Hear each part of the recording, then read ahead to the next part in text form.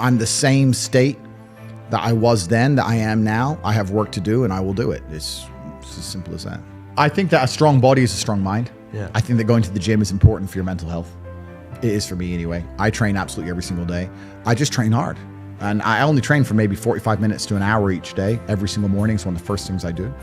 I wake up and I train. And what's amazing is I never feel like doing it. Bro. I never want to do it. I wake up and I have work to do. My phone's going off. I got a busy day. I have to do stuff. I'm going to train.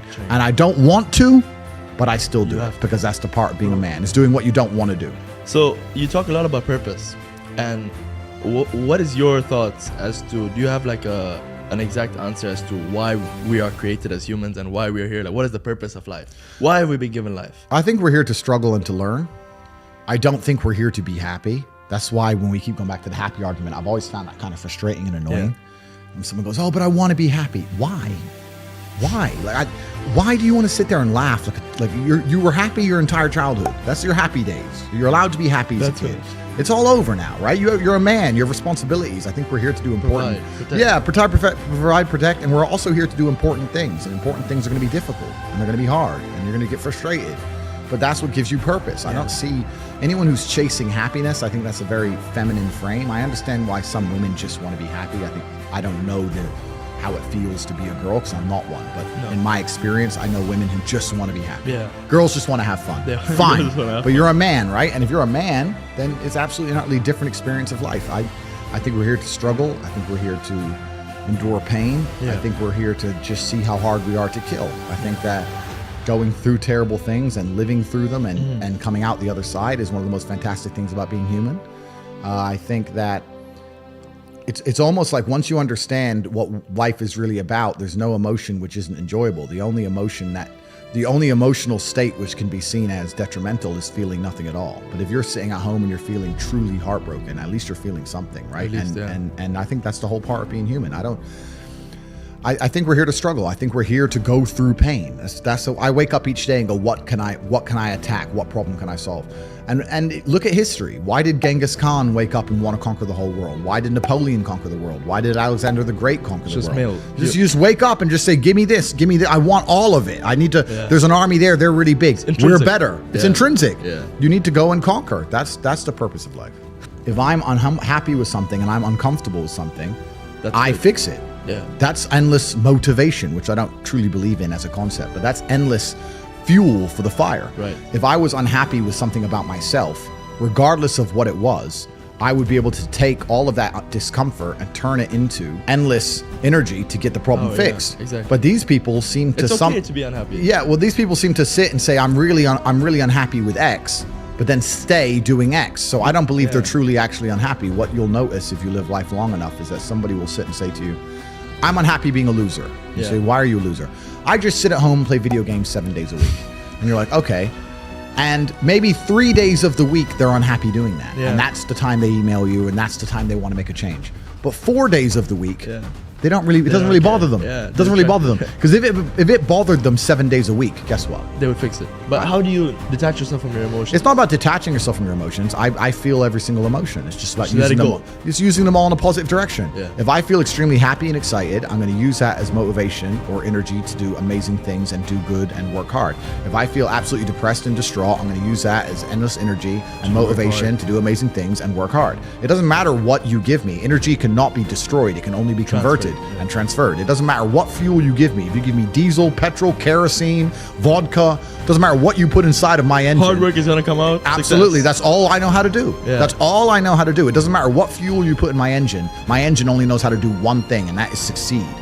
Especially men who wake up and go, oh, I don't really feel happy, so I need to get happier. And that's how they end up down a hedonistic path of drugs or alcohol or gambling, chasing pleasure. I don't care how I feel. I don't care if I feel happy or sad. It doesn't really affect what I do each day. I do the exact same things. I act the exact same way. I don't care. I don't put weight to the significance of the emotion. So I always consider myself a happy person, but if I woke up and I was slightly less happy one day than another, it wouldn't affect anything I do, and I wouldn't put any relevance to it. Yeah. I'm human, and that's life. Because if you don't struggle, you don't learn. Yeah. God created us to learn and understand ourselves and understand other people and understand the world. And what did I say earlier? I said that you don't learn a lesson or you don't appreciate something without pain. Without pain. So you have to struggle to learn anything. There's only two ways to learn things, the hard way or the harder way. If you're smart, you can learn the hard way. But in my experience, 99% of the planet only learn the hardest possible way. If the lesson's even 85% effective, they'll make the same mistake. It's only when they completely decimate and destroy an element of their life do they sit there and go, oops, now I get it. No. That's how it goes. I couldn't sleep when I was broke. And this is what we're talking about, the being uncomfortable and how it can motivate you. When I didn't have enough money to buy whatever I wanted, I couldn't fall asleep at night because I understood there are people out there that did, and I didn't see them as better than me. And I thought, why are these people who I don't see as my superior living an experience that I can't live? And it bothered me to the point where I could not sleep. So yeah, that was real. When you talk about suffering mentally, I don't really consider that suffering. I have had a very painful life. I still think to a degree I do, but that's self-inflicted. But I can't imagine living any other way. I can't imagine living in this idea, this utopian, every day, just, girls, drink, hedonism. I don't want that. Yeah, it's degenerate. I think the only thing you can do that's not degenerate is usually be fighting a battle or solving a problem. Growth. Yeah, growth. Yeah, so you need to either fight a battle or solve a problem to avoid degeneracy, which means I'm constantly looking for them. I'm currently in one of the largest battles a man can possibly take on. I'm taking on the Matrix, the most powerful people on the planet. Right, yeah. So, yeah, is my life difficult? Yeah. Am I complaining about that? No. In fact, I'd hate it for it to be any other way. I don't believe in the societal paradigms in which they have tried to construct this idea of happiness. I don't believe or subscribe to the way that happy and sad is currently understood by the masses of the population. I think if you are anything less than absolutely distraught, you are happy. You're a version of happy. It's like saying gray is a version of black, right? No matter how light the gray is, you can still call it a version of black. And unless you've gone through an event, which hopefully doesn't happen too often, like the passing of a family member or something that's truly destructive and detrimental to your mindset, besides these events, which hopefully only happen a few times in your life, you should be happy. If you're not crying or paralyzed in silence due to the absolute magnitude of a detrimental circumstance or the absolute magnitude of a negative event, then you are a version of happy. So I am always happy is the short answer. I don't believe in not being happy. I don't believe in not saying to myself I'm happy. I'm always a version of happy. And this idea of chasing happiness and always being concerned and preoccupied with how happy you are is actually the biggest mistake that a lot of people make, I think, in the world today.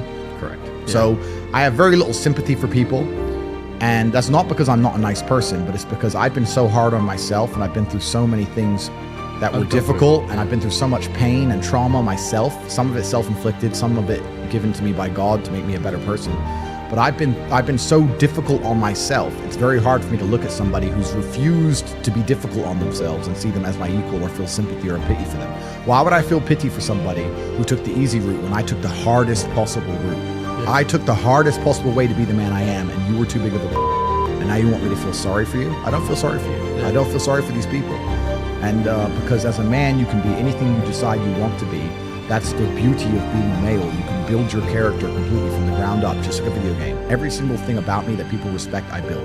I was not born a world champion kickboxer. I was not born this intelligent or intellectual. I was not born this rich. I was not born this strong. I was not born this confident. I was not born this interesting. I was not born this charismatic and humble and gorgeous and tall and strong and sexy. I was not born none of these things. I became these things myself. So I deserve all the spoils of war. And anybody who decides they don't want to work hard enough to become those things, then they deserve to sit and accept they're my inferior. Yeah. That's their problem. You want to feel happy inside of yourself, and you want to feel content, and you want to feel stable inside of yourself. You need to live true to God. And I'm not saying you can't drink a little bit of alcohol or not party or not have a little bit of fun, but you have to be a good person. You have to balance life. You have to balance life. You have to be a good person overall. I know I'm a good person, and when the Matrix is trying to convince the world that I'm not, that just proves even further that I'm a good person. The world we now live in today, when the mass media machine is trying to tell you somebody is evil, you can know pretty well that person's probably good, and vice versa. Like, there's a reason they are trying so hard to convince people to ignore their own ears. People listen to my message and go, that's a positive message. And the media machines go, no, It's not He's a positive. person. He's bad. They're trying to brainwash you. I'm proud of myself, and I deserve to be. Yeah. Most people don't deserve to be proud of themselves. Yeah. And that's the truth. A lot of people say, oh, you know, I have confidence issues. And I say, if I was you, I would have confidence issues. Of course. I completely understand why you have confidence issues. You're a dork. But we have to be realistic here. We have to be absolutely and utterly realistic, because the world is brutal and it's harsh.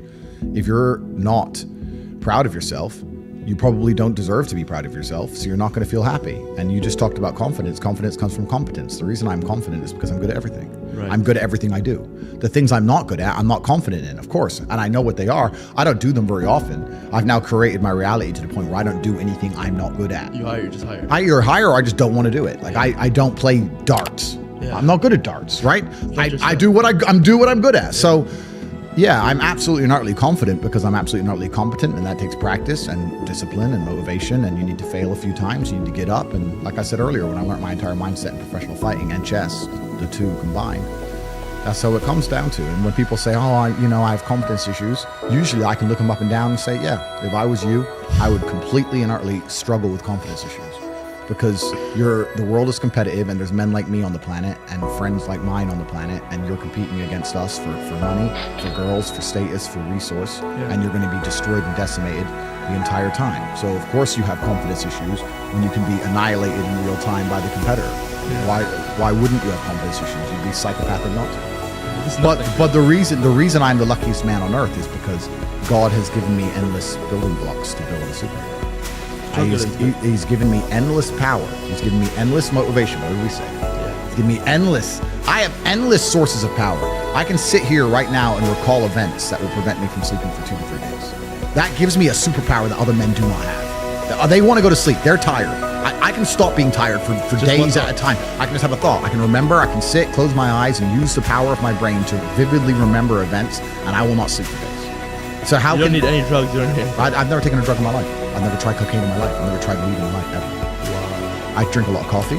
I smoke cigars, a bit of vodka, but I've never tried a narcotic in my life. So God has given me an endless source of power.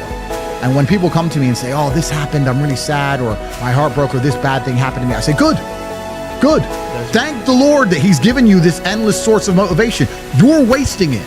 That's your problem. But it's been given to you. Nitrous oxide has been given to you. You just have to use it in the correct way. So I'm the luckiest man in the world because all the bad things that happened to me have given me all the building blocks to become the most fantastic